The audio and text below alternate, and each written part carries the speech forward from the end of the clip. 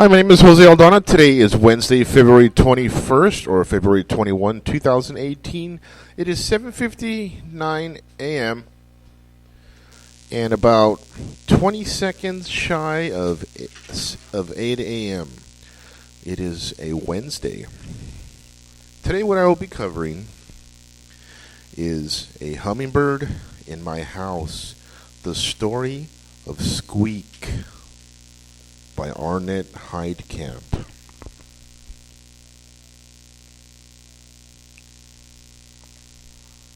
Introduction. I don't recall ever having seen a hummingbird while I was growing up, except perhaps on television. They were from the tropics, or so I thought. It wasn't until years later, when I moved up to upstate New York, that I saw my first one. It was a thrill, and I remember vividly my astonishment as I watched the unbelievably tiny and incredibly beautiful bird with a dazzling plumage flit, F-L-I-T, boldly from flower to flower at no more than arm's length away. I told anyone who would listen what I had experienced. It was almost as if someone had bestowed some special privilege upon me, and I was on cloud nine over my quote, and I unquote, discovery. Okay, this is an interruption. That is also an interruption. Let's continue. When I was young, I was told that hummingbirds spend their entire lives in the air, that they never stop or rest. I remember wondering skeptically to myself, how can that be? What about when they sleep? When they lay and sit on eggs? Perhaps I even asked but never received an answer that made any impression. Anyway, I grew up half-heartedly believing it to be true. Only later, when I saw my first sitting hummingbird, I remember saying to myself, I knew it. And I also remember calling everyone around to come and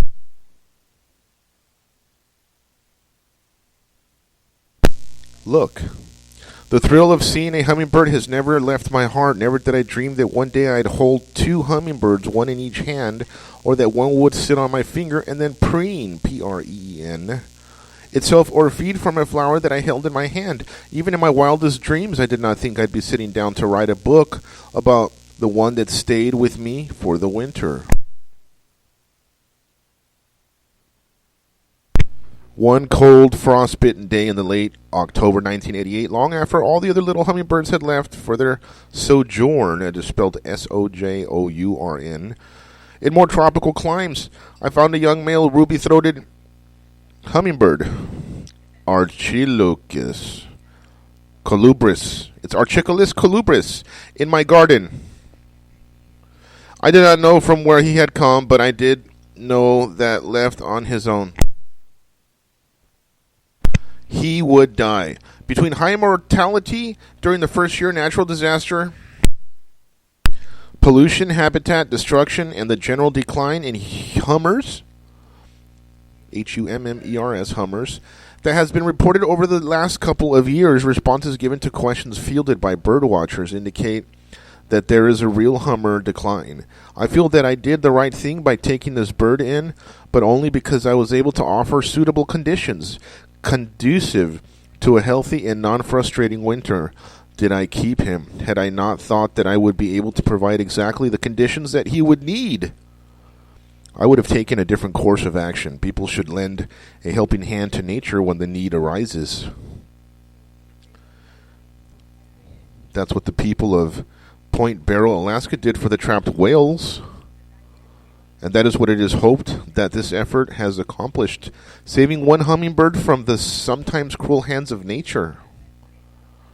I've never been able to understand that let nature take its course attitude as witnessed on so many television documentaries. Instead of filming their demise under adverse conditions, people should help them out. Nature need not always run its course. But as much as I would like to have kept the hummingbird forever, I feel that I did the right thing by releasing it the following spring. My reward has been the experience of a lifetime.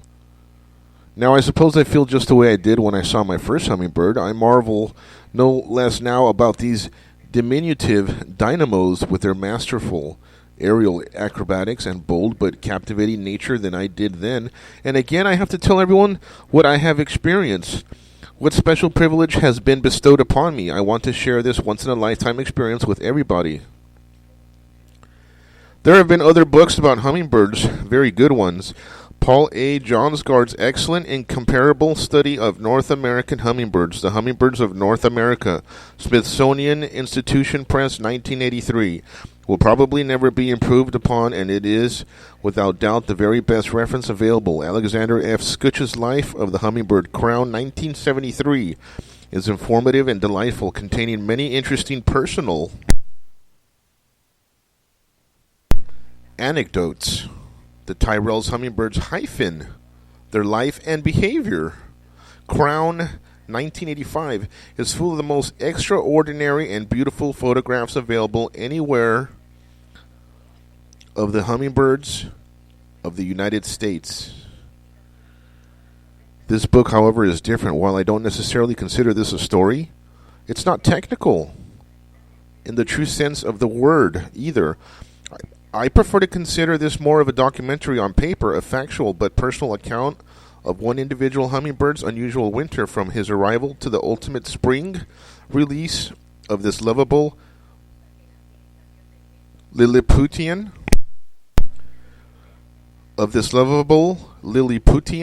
creature who with his endearing ways brought such a breath of springtime to every moment of my winter.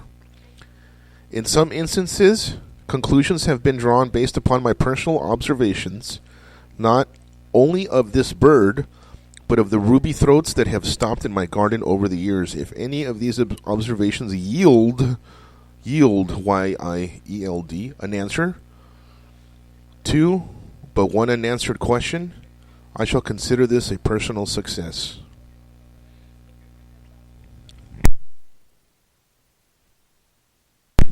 Follow me at A1 Foxtrot, A Alpha numeral 1 FOXTROT.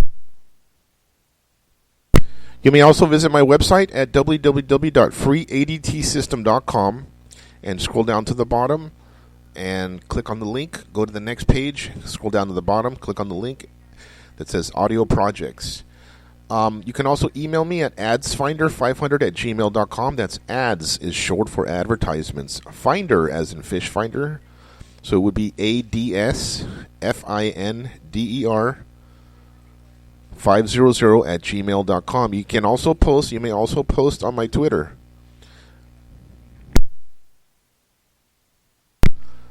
At twitter.com/A1Foxtrot.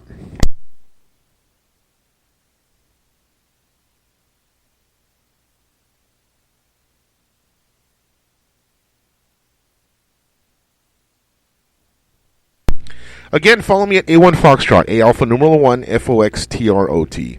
Thanks for listening. Have a great day. Thanks for listening.